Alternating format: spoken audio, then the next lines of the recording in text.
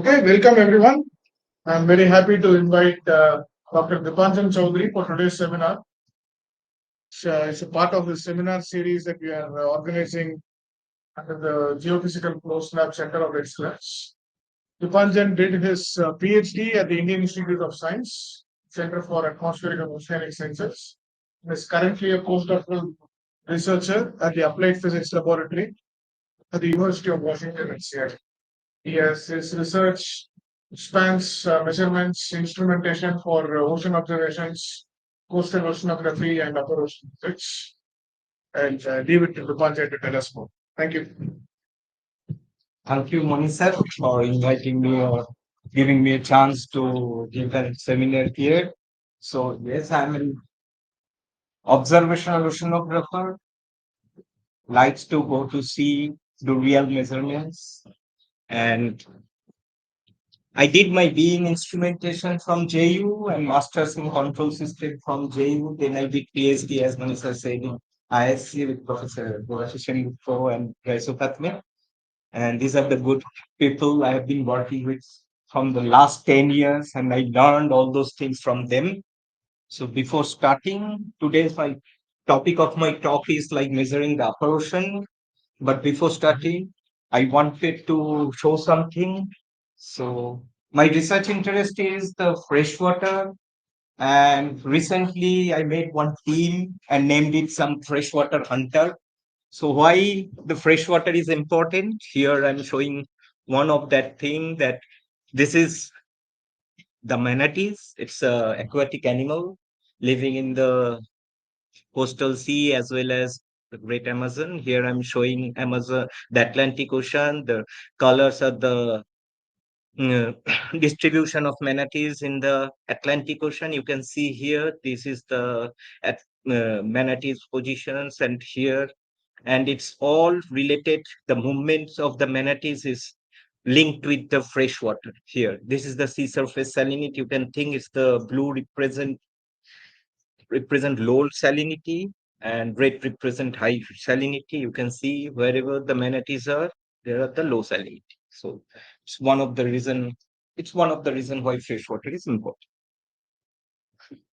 Oh, sorry.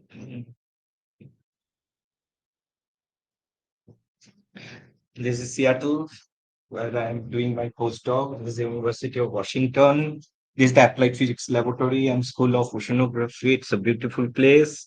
Can you just click on hide on that? This is the outline of my today's talk. I start with my science question, broad science questions, what I wanted to do. Then I'll give you some little bit background about the temperature, salinity, current measurements, basic, and then instruments, then what are the platforms we are using for those measurements. Then I briefly show you one extensive experiment where I participated few months ago, and then I showed some of the frugal measurements we started in the coastal water of Bangladesh, and then the future direction. Why is it not? Why it is not moving? Oh, there.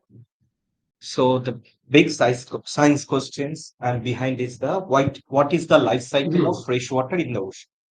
So why it is important? Because studies suggest that if there are more melting of sea ice, it can shut down the AMOC. AMOC means Atlantic Meridional Overturning Circulations, which can redistribute it from so redistribute it from tropics to the Arctic.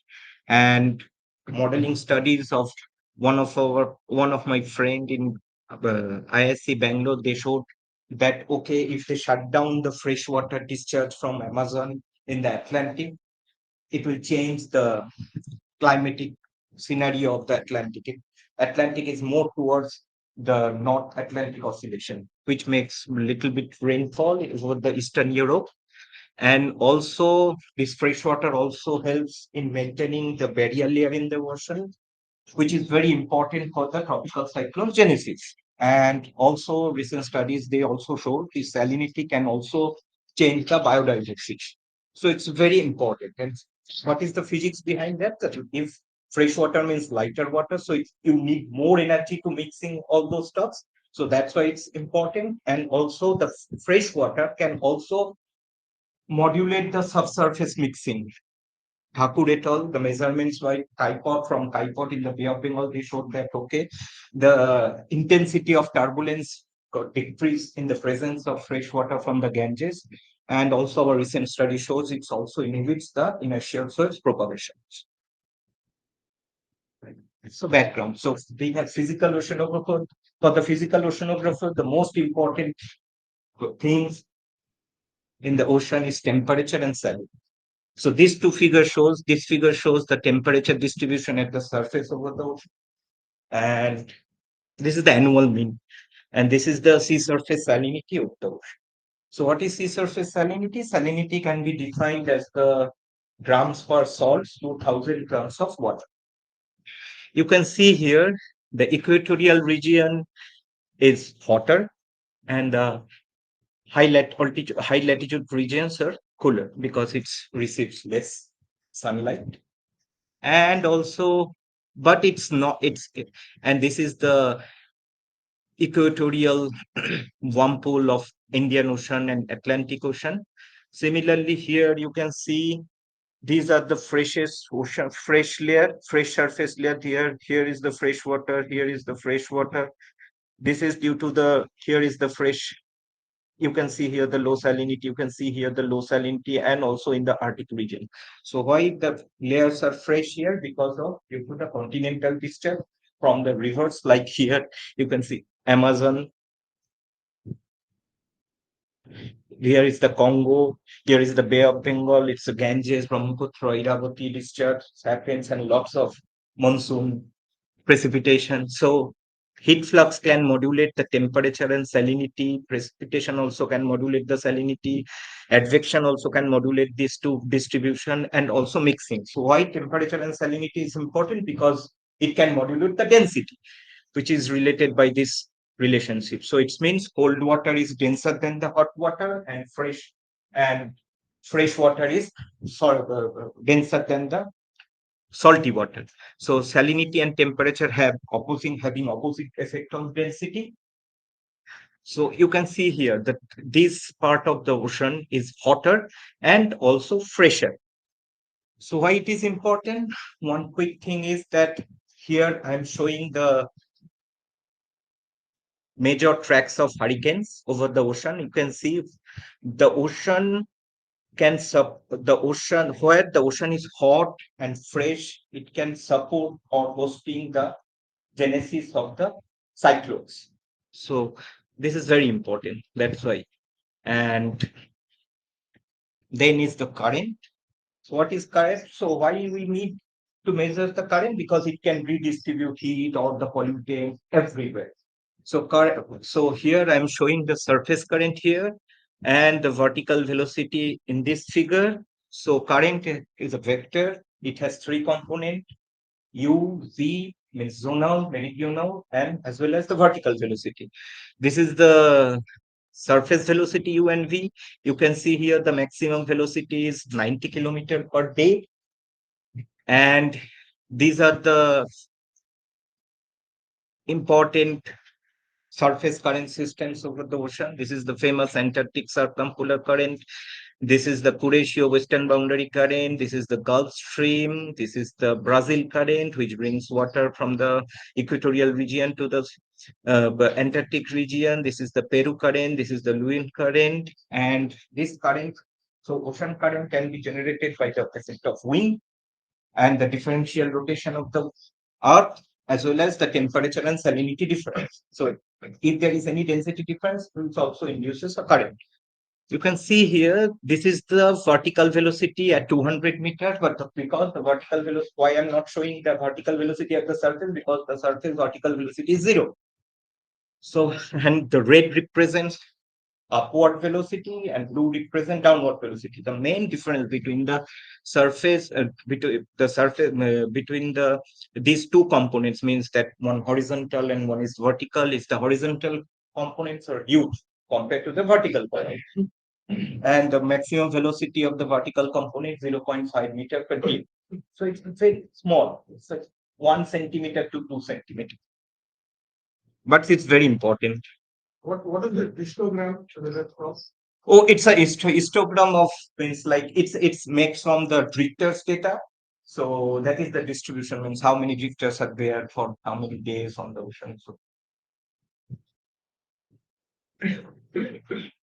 So why these currents are important? Because it can bring warm water from the equatorial ocean to the Arctic Ocean. Here I'm showing one example is it's a Gulf Stream which can transport 1.3 into 10 to the power 15 watt heat from equatorial ocean to the Arctic Ocean.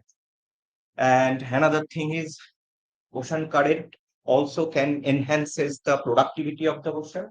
So if there is so here I'm showing one cyclone track and the background color is the cooling. Background color is the temperature. It's a cooling. So it's a pre minus post cyclone temperature. It's showing that after the passing of this cyclone, the right hand side of the ocean got cooled because it's this surface. So wind generated swift currents, it induces mixing. It can bring the cold water from the subsurface to the upper ocean, and which enhances the mixing, which can enhances the phytoplankton bloom, means productivity. You can see here, cold ocean, cold ocean means high productivity, and this cooling happened due to the cyclones. So that's why this is also important. So instruments. So the basic instrument for measuring temperature and salinity in the ocean is, and temperature is thermistor. Why thermistor? Because it is robust as well as stable. It has very fast response. So this is one of the sensor we are using to measure the ocean temperature. It's called RBR concentro. So this is the thermistor, and here this is the conductivity cell. So conductivity cells, they are widely used to measure the salinity. So why we are measuring conductivity? Because conductivity is the function of salinity and temperature. So what is how we measure the conductivity? So it has two toroidal coils. One is the generator, one is the receiver. So the generator, if you put a AC signal on the generator coil, it will induces the magnetic field, which the magnetic field produces the electric field.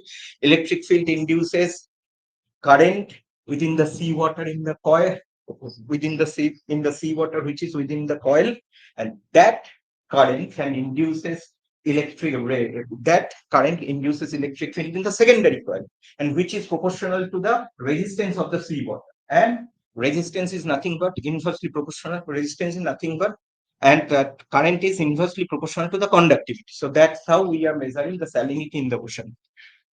So it's the price are too much, 7,000 to 20,000. The sampling rate can vary from 2 hertz to 32 hertz. So 32 hertz means you can also can measure the turbulence.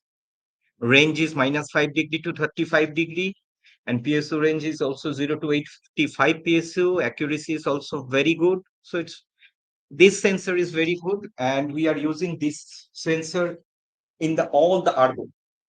So it's a self flush, it's not the pumped CTD. And this is the example of one salinity and temperature profile measured from this CTD type sensor in the ocean. So there are two profiles, one in blue, one in red. So blue is in the within the fresh water. This is from the Bay of Bengal. It's from SK 197 cruise, and one measurements taken in the fresh layer of Ganges water. So you can see here the within the upper 25 meter, the salinity difference is 11 PSU. It's huge. 11 PSU means you can expect like the density difference is like 6 to 7 kg per meter cube, and the temperature in the presence of fresh water, you can see the temperature profile is homogeneous in the upper 50. So that is that barrier layer, means when the salinity temperature and salinity, the density of the upper layer is modulated by the salinity rather than temperature. Now the flow measurement. So for the flow measurements, you need three things: an observer, one flow, and one timing device.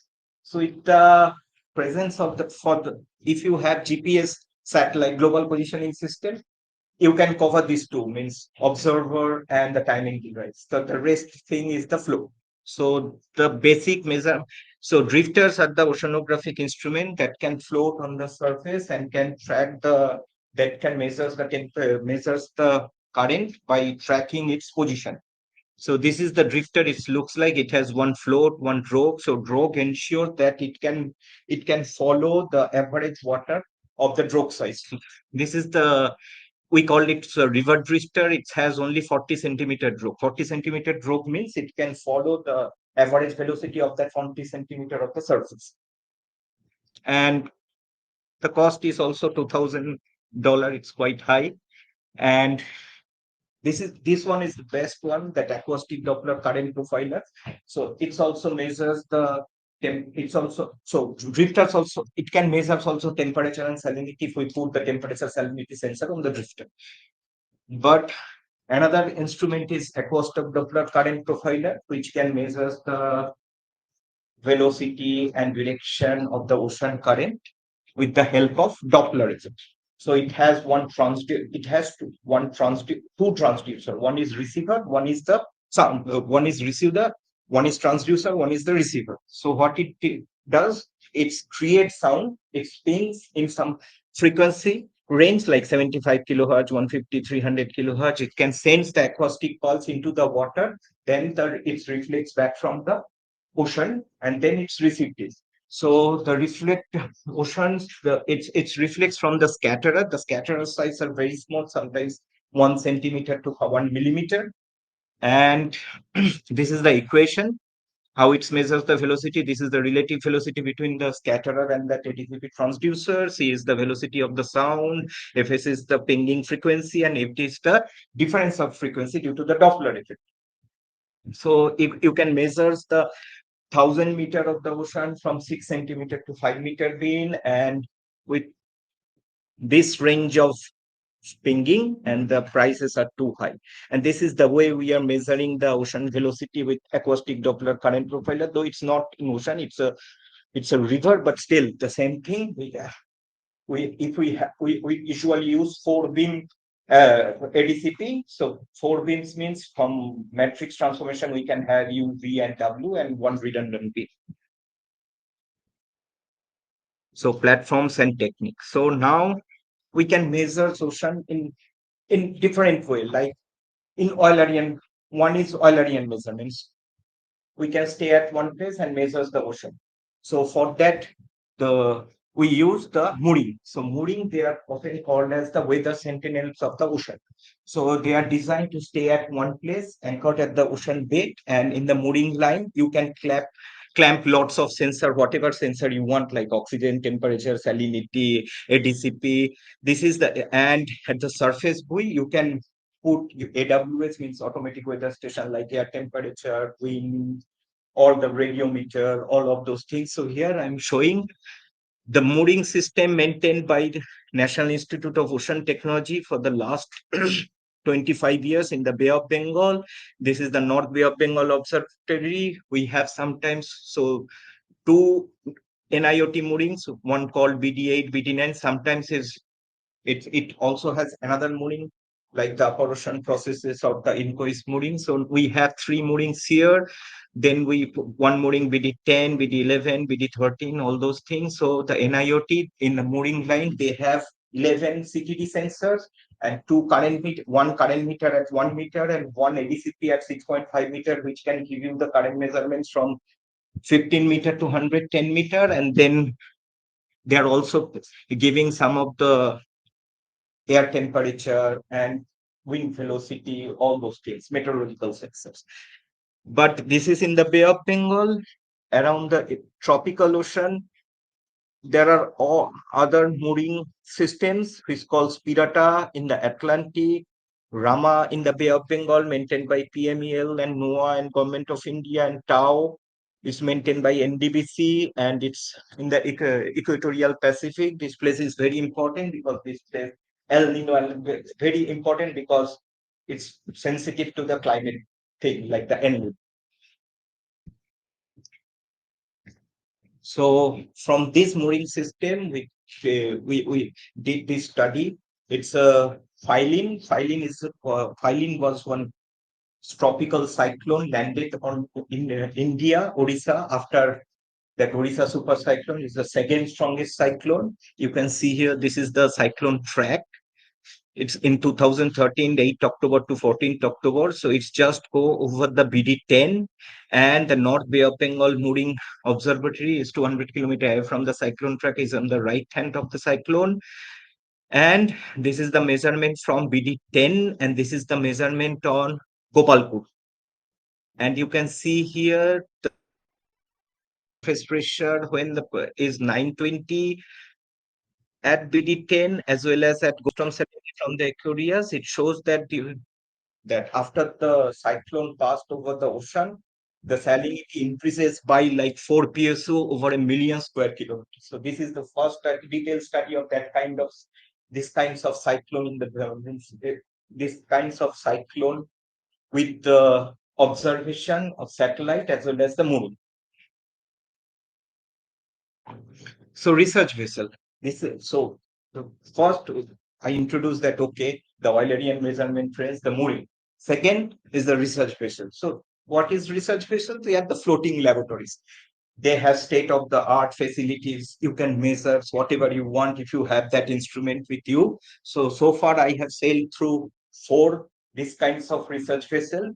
Two belongs to government of India. This is Sagar Nidhi, this is Sagar Kanna. They are global class vessels, means it's greater than 80 meter. These are 100 meter. And in US I sailed through Rod, Sally Ride and Bold Horizon. This is 80 meter and this is 50 meter. So they have some limitation because they are so expensive. They have most of the countries, they don't have that kind of thing. So that's why they are limited. They are expensive. They are very slow, and you can only go for a short duration, maximum 1 month, because you need all those things, right? For to feed people, all those things. So that's why it's a short duration. And if it's bad weather, you can't do anything because nobody allow you to go outside in the day and measure the ocean. So, but I started my PhD with this one of this kind of ocean experiment led by Professor Sengupta and Dr. Ravichandran. This is that's called ocean mixing and monsoon. This is our ship, Sagar Nidhi. We put two sensors here, one Asimate. It can measures all. It's a AWS, but the quality of the AWS is better because it's developed by the WE. And this is the UCTD. So it means you can you can measure the temperature and salinity without stopping the ship. So from in that WMM, and also as I showed you, if you have if you have fresh water from the river, you your all the fresh layer is restricted within the upper 10 meter. So to measure the shallow layer, we need something. Means so what happened in that this ship has a draft, and if you put one ADCP, it will start measurements from 10 meters. So in that case, you will miss the most interesting layers, which is within the 10 meters. So that's why what we did, we put one side pole and put one ADCP. Shiva Prasad did that for us here. And then we lowered down the pole and then we measured the ocean uh, from, and that measurement starts from 5 meters. So at least now we have from 5 to 10 meter measurements, which we missed from the ship's ADCP. So that's why we made that arrangement. So this is one of our study, which we used all those side pole ADCP in that ocean mixing and monsoon experiments. What we did, this is the sea surface salinity over this period, and the cruise name is SN88. So this is the Aquarius sea surface salinity. You can see this is our cruise track. You can see most of our cruise track restricted within the 32 PSU water. So we the river water marked by 32 PSU. And here in 2017, we did another cruise, and which is outside that fresh pool of water. So You can see here the 32 PSU is restricted here. This is the TS diagram. We we measures along we measures within the cruise, and it shows that the fresh layer is here within that upper 10 meter. This is the fresh layer, but and this is 29 PSU, but during 2017 there was no fresh water. So, and this is the N square you can see here. So we did actually two cruise in 2015 also. That's why I put these two. So N square is quite high. It is 6 times higher than the, and this red one represents the N square from this cruise. And this is way 6 times higher than this one, the maximum N square. N square, why it is important? Because you need more energy to mix your stuff if you have high N square. So what we did, we extracted the Ekman spiral from that measurements from that ADCP. So what is Ekman spiral? So Ekman found that if there is the surface wind is at 45 degree to the surface current is at 45 degree to the surface wind when looking downwind in the northern hemisphere. So it literally means that the planetary rotation can trap the wind momentum within some layer, within some depth, and that is the Ekman depth. It's a homogeneous layer, and the wind momentum can be trapped within that in the northern hemisphere or within in that layer.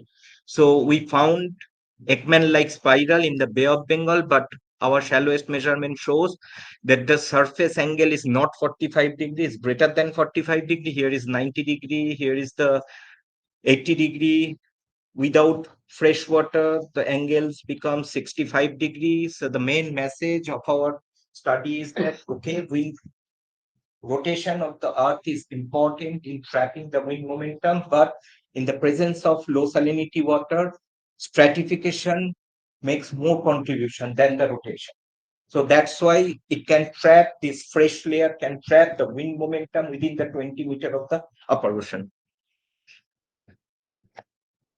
Then this is the Lagrangian measurement. So the first we started with Eulerian, then it's a semi-Lagrangian, now the Lagrangian. Lagrangian means we can measure the ocean within the flow, within following the water.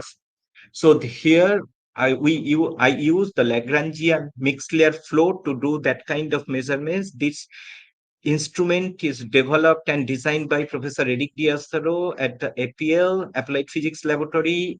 These are the floats, Incois floats and float 76. They have two CTD sensor, one at here, one is here. It can measure temperature, salinity, and pressure at every 30 seconds, and it's 1.2 meter apart from each other. We can use this Lagrangian, this mixed layer float in three modes. One is profiler, you can use as a profiler like the Argo.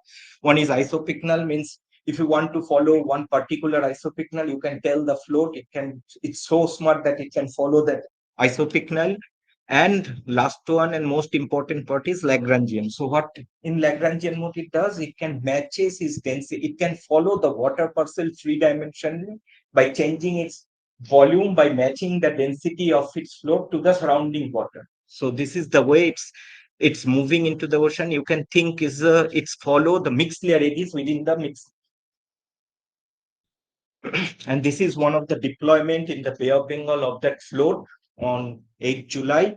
On July, this is the July position, 8 July position, and this is the float for 2 months. So, and the background color is the geostrophy. You can see the float follow the geostrophic eddies here.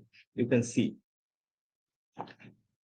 What's the size of that exercise? You think you put an idea of it? The size of the eddies are 200 kilometer in the Bay of Bengal. So the float follows like this. But in the meantime, float is also moving this. So the difference between the drifter and Lagrangian float, drifter is semi-Lagrangian. It can only follow two-dimensional. But this float can also follow three-dimensional. Also, it can measure your W. The float position is the W. The change dp dt is the W. So that's how you can have the W prime, rho prime, because it's very far. It has 30-second measurement. So from that, you can directly estimate the heat flux or buoyancy flux from the flow, from the ocean part.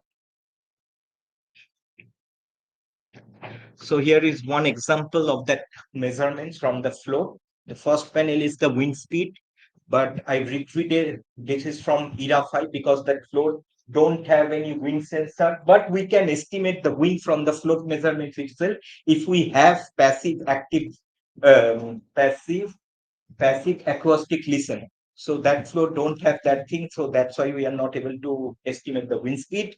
And the second panel is has two quantity. One is QNet. QNet is the net heat flux received by the ocean. And bar is the precipitation from IMER. And you can see here, this is the temperature, this is the salinity, and this is the density from the float. You can see whenever float goes down, at least here, it brings cold water from surface to the subsurface. And then while going up, it brings warm water from subsurface to the surface. And it continue these things all here also. Even so, this is one day. This is the time. This is the time, and this is the depth. So the float brings warm water, the cold water from surface to subsurface, and brings warm water from subsurface to surface. For salinity, it brings low salinity water from surface and bring salty water to the from subsurface to surface. So you can see, but the changes in density is not very much because temperature and salinity, they have opposing effect. That's why we are not seeing any effect on density. This could be due to rain. So this is the submesoscale ocean dynamics experiment. I participated recently 2 times. So it's a big experiment. The main goal is to identify the velocity, estimate the velocity associated with very small scales, like less than 10 kilometers, which is called submesoscale dynamics. So what we did, NASA,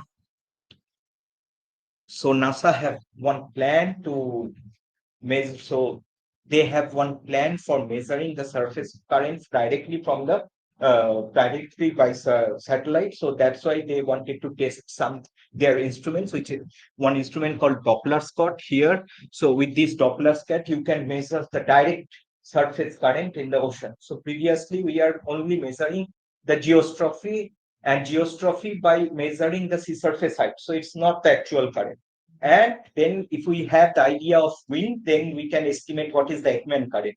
So after then by adding those two, Oscar producing those surface currents. So now NASA plan is to measure the current directly by this using Doppler sketch. So they've one of the flight fly over the ocean with that Doppler Scout instrument. Other than that, they have Moses, Mars, Prism, lots of instrument which can first time they are measuring the sea surface temperature, waves, parameters with all those remote sensing instrument installed on those flights. And in the meantime, we were there in the ocean, in the ship, or a Sally ride, and we have glider, EM apex float, Lagrangian float, and we are validating those measurements for them.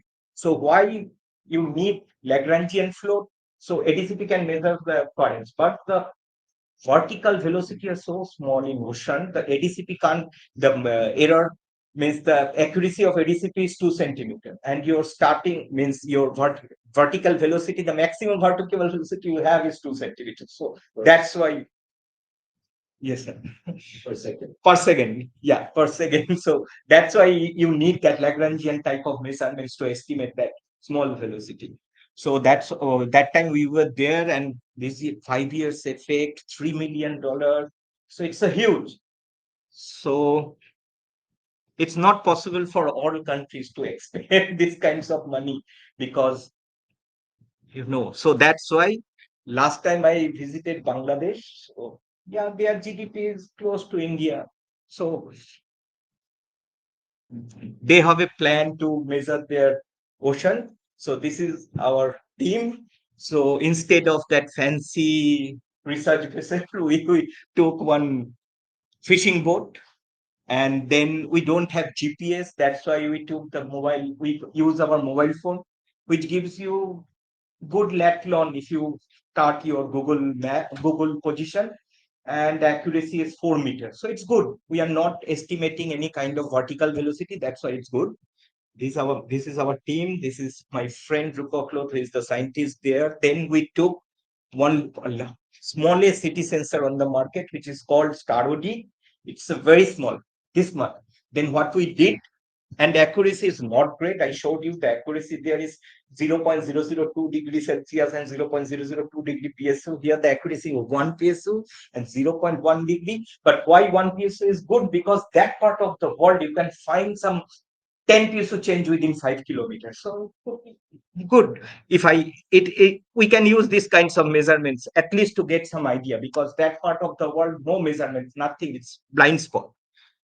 So what we did, we took one jerrycan and then we put all these two sensors in one cage, and then we tied up in that jerrycan and tied up that jerrycan behind the fishing boat, and then we dragged that thing behind our fishing boat, and we measured the ocean temperature and salinity here.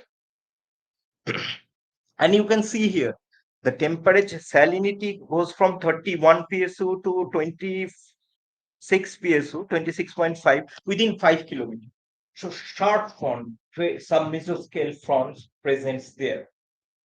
And also temperature is also here, the temperature changes also, we measure also temperature change of 2 degrees Celsius within 3 kilometers. So that place is full of spiciness, means you can measure all those things. We collected at least 60 profiles and 10 of these kinds of stuffs there. So we called it poor man's thermosalinograph. So what is the future direction? So the study by Samanto et al., they showed that modeling study, they suggest that this SST front, warm SST at the head bay, can produce precipitation in the core monsoon zone of India. So it is very important. If we don't have, they showed that in the model experiment, if they don't have that SST front, the amount of precipitation accumulated in that core zone of monsoon is lesser than observed. So this is very important region, and all these tools to study suggest that okay, for tropical cyclone intensity, you need the coastal cooling can also modulate the tropical cyclone intensity. And also, if you want to know what is your pollutant, the pathways of pollutant and movement, you can, if you want to know, you need to know the surface current accurately. And these areas also, people are relying on the fishing. 7 million people in India, they depends on their livelihood in fishing. And for fishing, to predict the fishing, you need good information of temperature, chlorophyll mixing. One thing missing in the recently, I found that in this part of the world, means the Bengal and the Bangladesh, during winter, they don't have, the fishermen, they don't get any kind of fish there.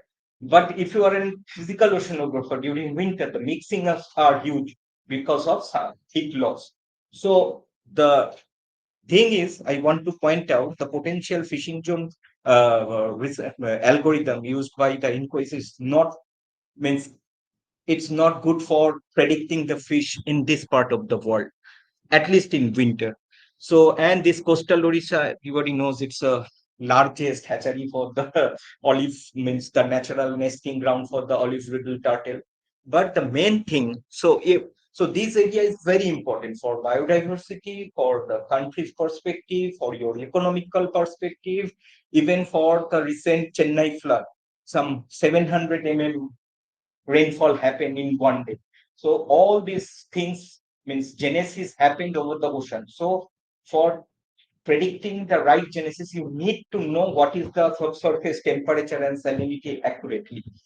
So these places are very important. But you know about the EEZ, means exclusive economic zone, means this is the EEZ of India in the Bay of Bengal. This is the Indian EEZ, Myanmar, this is Bangladesh, Sri Lanka. So that's why we put only here one 18-degree north, one mooring, not here because it's the Bangladesh EEZ. You can't do anything without their permission. That is the UN Resolution 1982. The neighboring countries, they can have that jurisdiction over the living and non-living resources. So that's, and this is the Argo flow data over the last 25 years. These red dots and the blue dots in the Bay of Bengal, last 25 years. And you can see there are few, very few. If you, this is accumulated over 25 years. So if you think of one day, it's only one or two profiles per day, sometimes no profiles. So that's why we don't have any good measurements of temperature, salinity, even by uh, biological things along the coast of India, and which is very important if you want to predict the tropical cyclone and as well as the monsoonal MCS, means mesoscale convective system. So that's why I want to propose one sampling strategy for the future Indian for the future. These are three glider lines. So Inco is recently bought 12 gliders. So if they put, so gliders can measure temperature, salinity, and all those biological things, of means like oxygen, turbidity, whatever you want. If you have, if they have those sensor on the, they were installed on that glider. So these three continuous glider lines, these are the existing mooring, and these two moorings. Moorings means it can measure temperature, salinity, means as per your requirement. And this is the Gopalpur. So Gopalpur has HF radar as well as that I am a weather radar. So with this combination, you can study the ocean as well as the Earth's interaction more accurately than the previous whatever we are doing for now. So that's why this is my plan for the future study, because the cells are unexplored, and if you want, and you, I want to continue all those frugal measurements in the coastal water because oceanography is too expensive. So that's why, yeah, thank you.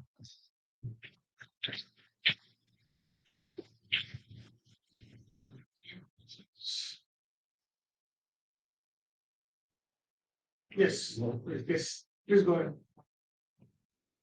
I would like to know about the non-intrusive sensors which will be helpful for this method. Non?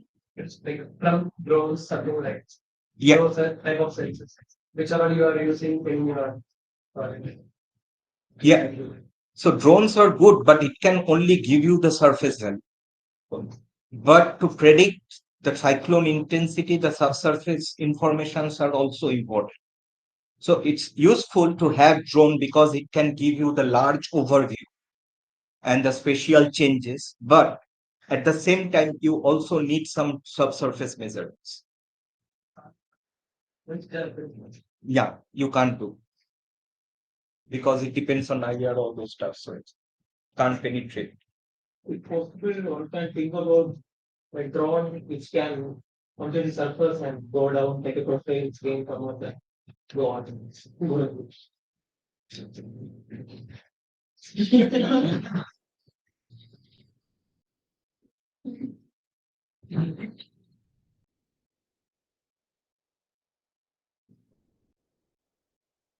It's land. Then those noodles and land in the ocean. It doesn't mean that. I have another question. You guys okay? Uh,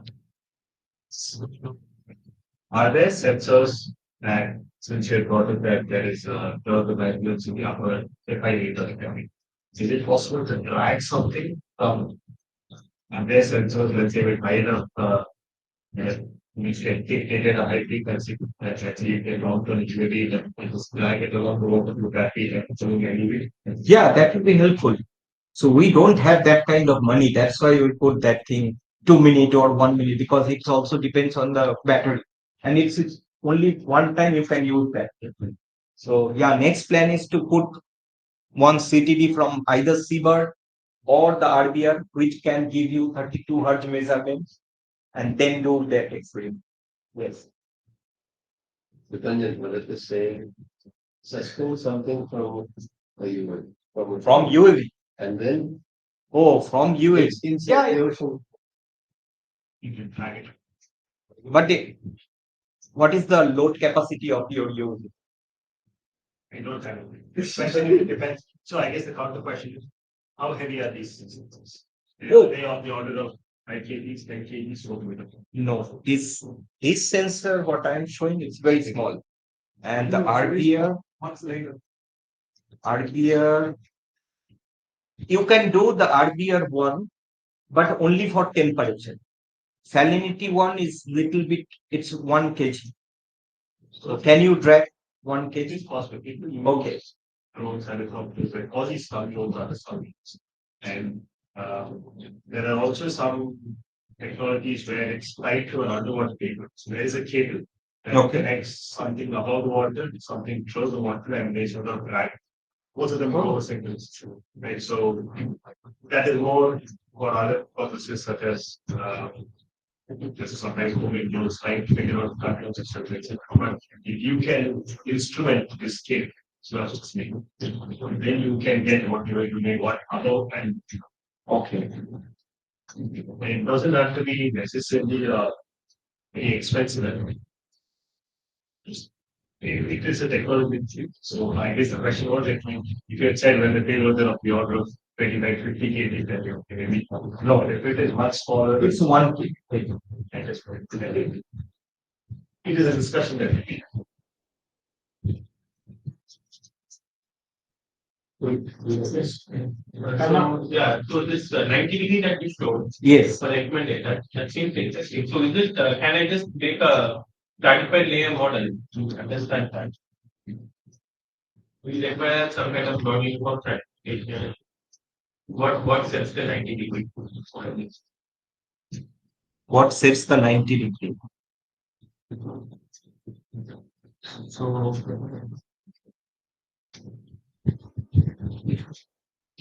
we got 90 degree, but the LEA study by Shutanu Sarkar and Hugh Fang,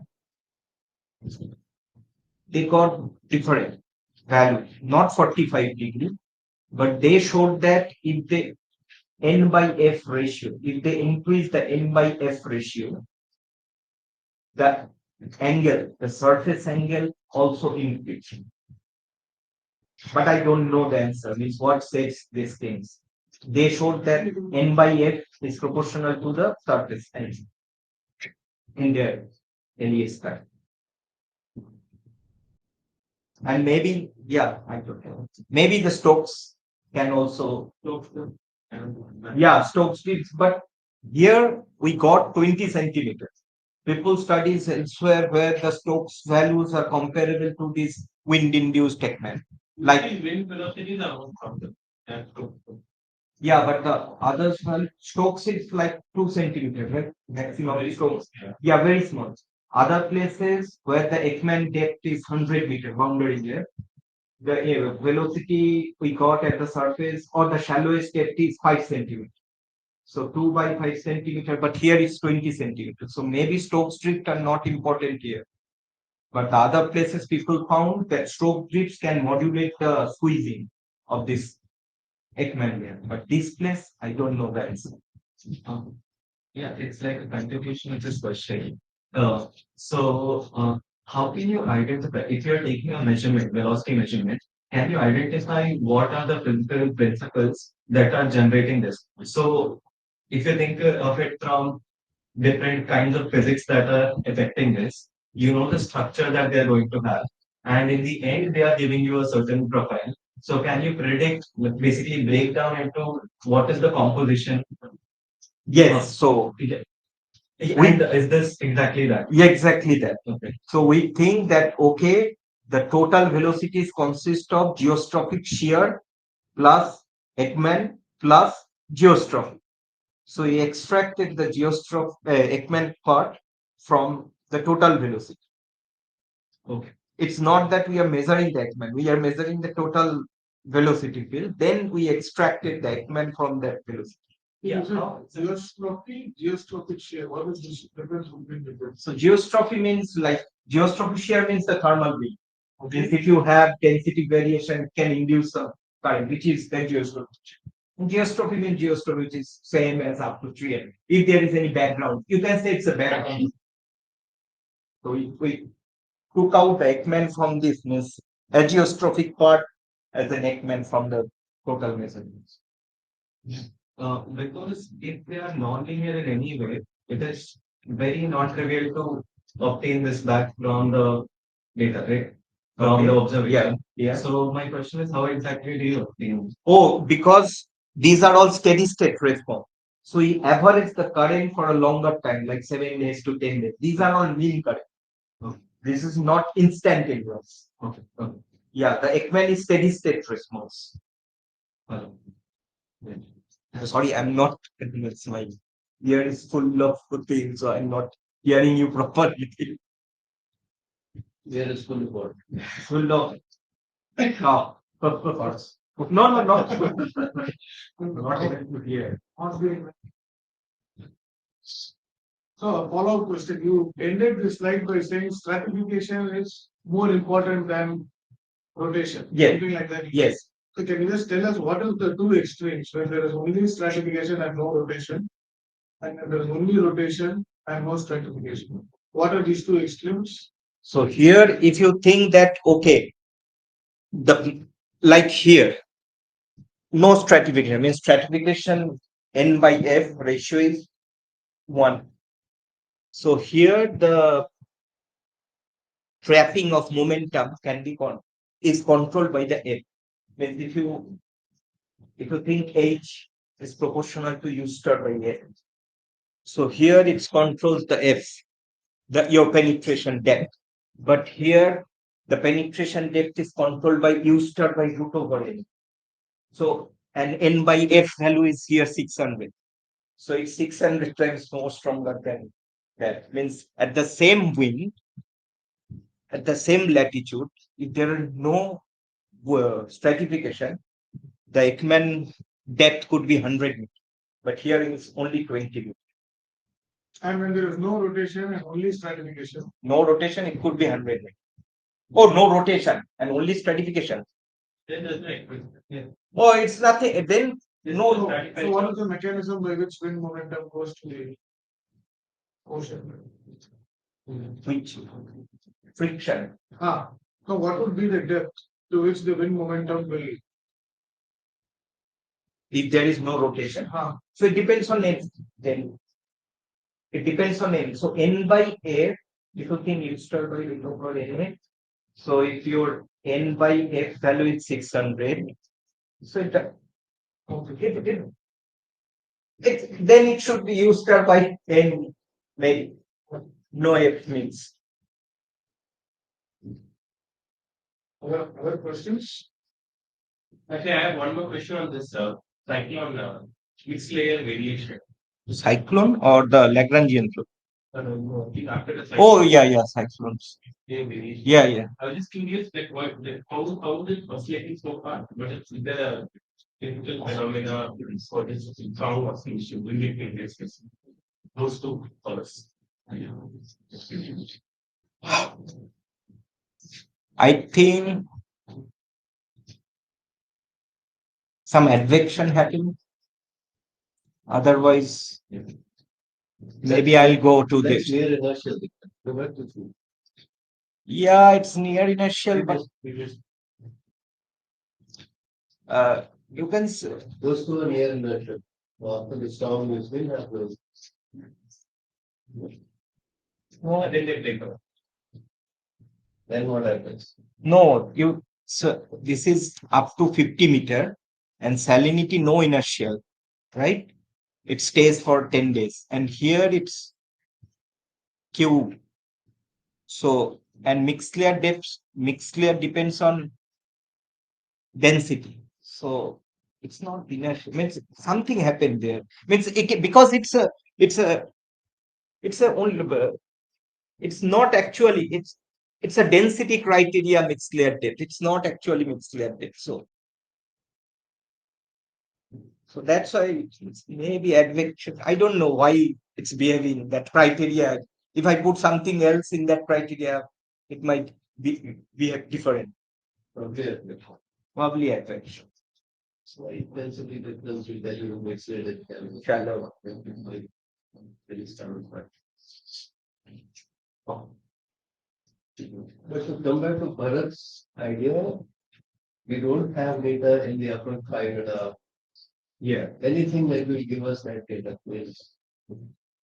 Not a big ship, because the ship's hull is going to be disturbed. That's not useful.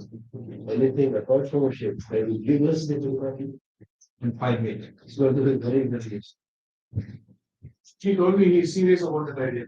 Yes.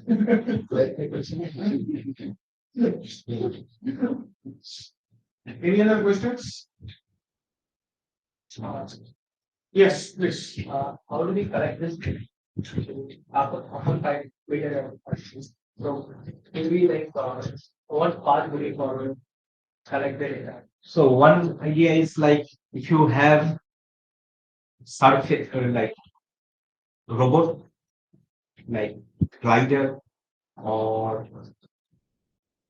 even the Lagrangian float can do that because it's going up and down. If you put one ADCP in the Lagrangian float, it can give you that 5 meter of data. Even that dragging one ADCP with UAV or that kind of frugal measurement, small boats, or any robotic small boats can serve those things. Depends, I think if you use the board, tell people what is the legend, that will be very useful. Yeah. Just draw a sketch of what is it? What is it? Yeah, go from behind. Yeah. Yeah.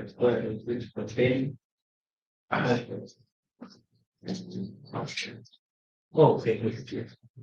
No, I don't think so. Ah,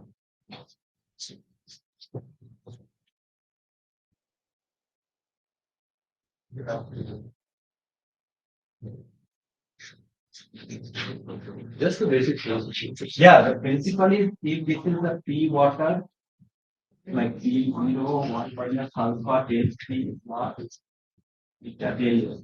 This is the density of sea water.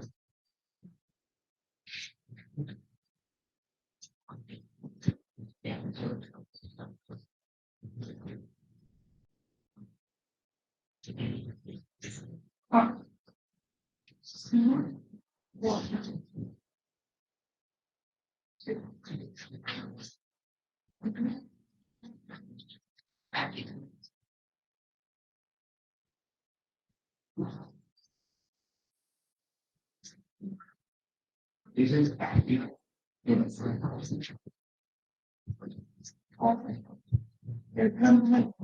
So this is the density of seawater. This is the density of flow.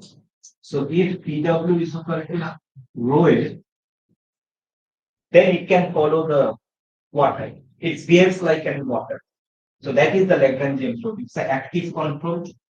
So the mass is fixed for the float. So for density is equal to density is equal to mass it has to. So if you can change the volume, the float can change the volume by this active volume control. Mass is fixed, so that's how it can change its density. So if there is any change in density in the ocean due to mixing, let's say what I showed, that's right. So this is due to mixing. This is the Z. The float can follow these changes in density and then follow the evolution of the And how does the flow change its water? That's the way. yeah volume. It can change by active. It's like it has one. It's like the submarine. It can change its volume. It has a pressure sensor. Why? What is the mechanism? Yeah. So the float measures the temperature and salinity. It measures from two places. One from one point. So now the float knows what is the density of the seawater surrounding it. So that's why then it gives the controller. So this is the error rho F minus rho flow, rho F, rho W. So it has rho W. It knows its flow density, its density. So if its goal is to make this error is zero, then it knows its what density, mass is split. If it changes the volume, it can change its density. How does it change? by some pressurized chamber. Yeah, it has some pressurized chamber. It's a pressurized chamber, so it can get piston, and that's how it can change in volume. So that's how it can follow the water course. And if you so now it's moved with the water parcel and so if you know the position means dpdt, that is nothing but W. So that is the vertical velocity. That's why it can, and it's so sensitive, it can track 10 gram of water. It's so sensitive that flow. Though it's a 50 kilogram weight in air, but still it can do that in much. You mean 0.01 kg per meter cube?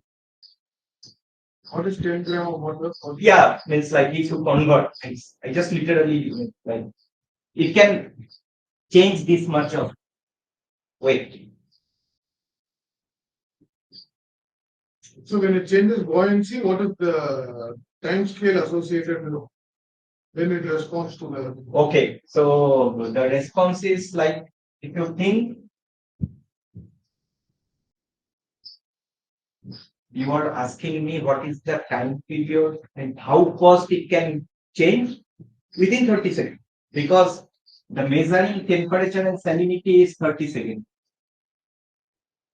So it can convert within 30 seconds. But it depends on the flow through means like flow or this stuff. So what is the N? What it N means the stratification. If your water is less stratified, then your control is less, means flow finds difficulty in controlling within stratified, low stratified water. Because it depends on the N also, resistance ends, and the drop. It has one drop. So it also depends on the area because it depends on the drag. And we are thinking the drags is linear, but actually drags are not linear, it's a square. So that those are the things. But it depends on N and the area of the drop. So that's our new challenge there. How to mix if you think that okay, and the float is also creates problem when the two sensors, it has two sensors, 1.4 meter apart. So one sensor showing something different, one sensor showing something different at the bottom. Because if you have sharp changes in density, that time also the flow 3x problem. Because then we have to choose some one of those things, which leads the flow density.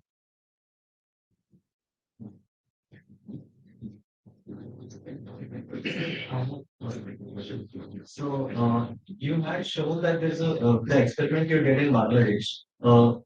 As you move along, you see a sharp gradient in density, right? So, will such gradients also locally generate flows, and will that enhance mixing in that region? And can you look at those things? Yeah, that is the summation scale. Within 10 kilometers. The Right. density changes within 10 kilometers can produce the velocity of 10 centimeter or something like that. And these are not balanced by the rotation. Oh, these are not balanced by the Okay. Yeah. Okay. No, rotation means which rotation? The Earth's rotation. Yeah. Because you can Yeah, have it's horizontal it's gradient. two way. Yes, yes. Okay.